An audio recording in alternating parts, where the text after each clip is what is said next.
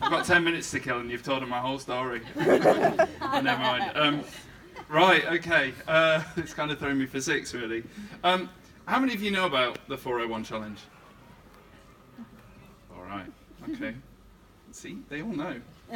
Okay, well, the crux of it was, I will summarise, we set out to achieve something that probably to a lot of people was a little bit insane. Yeah? When you turn around to somebody and say you're going to go run a marathon every day for 401 days in a row, if they don't shut the door in your face or they don't look at you like you got 3 heads, you know, they're normally on your wavelength. And there weren't that many people that felt the same way. Trying to get sponsors on board to support a project like this was nigh on impossible. Trying to get insurance companies to insure us was nigh on impossible. But on the 1st of September 2015, we started.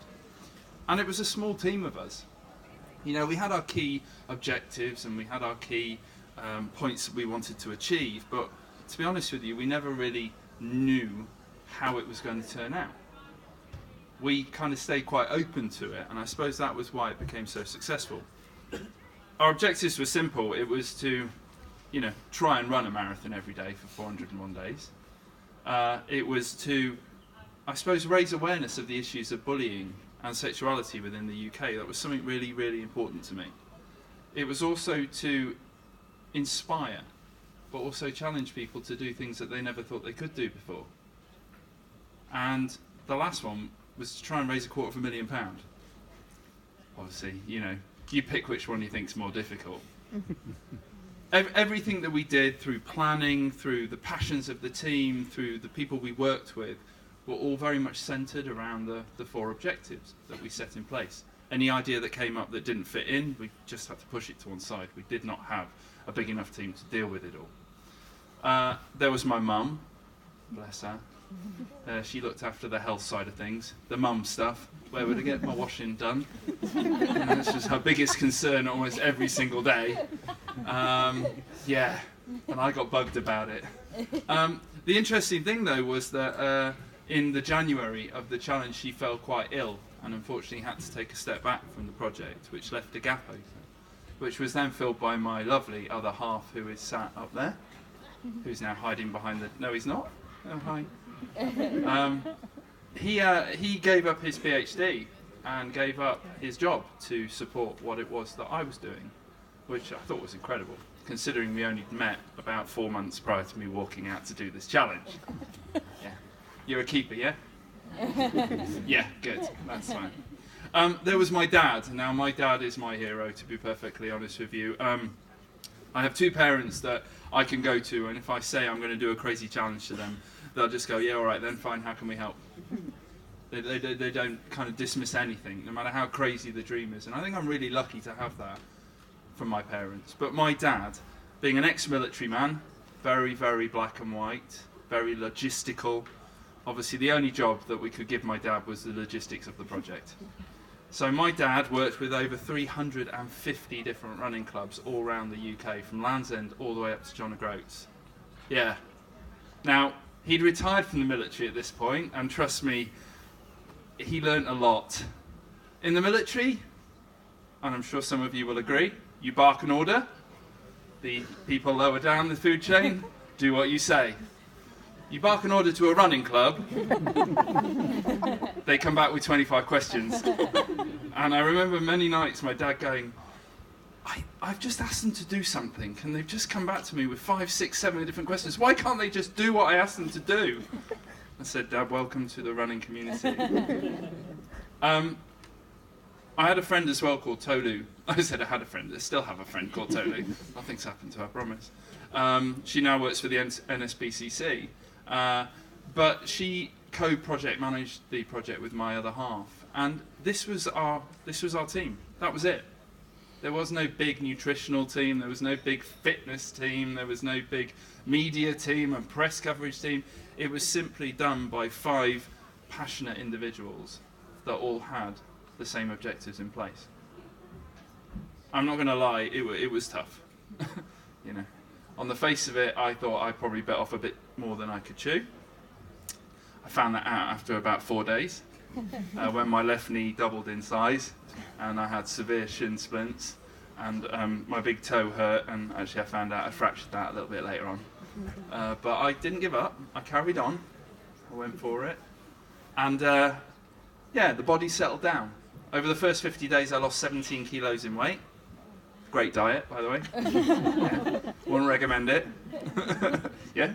But it was because I was following what I thought was the correct diet to follow.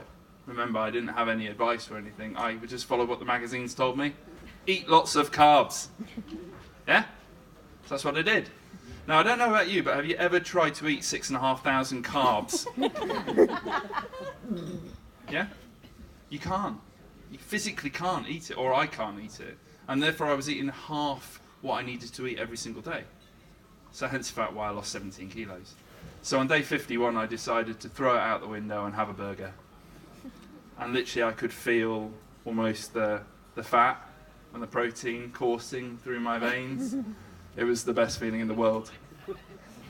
My mindset was massively affected by that, and actually this is why food and coffee and the occasional pint of cider, occasional, I don't drink anymore, which is quite ironic, but it became my motivation. It became the little things that I could do each day just to get myself around that 26.2 miles.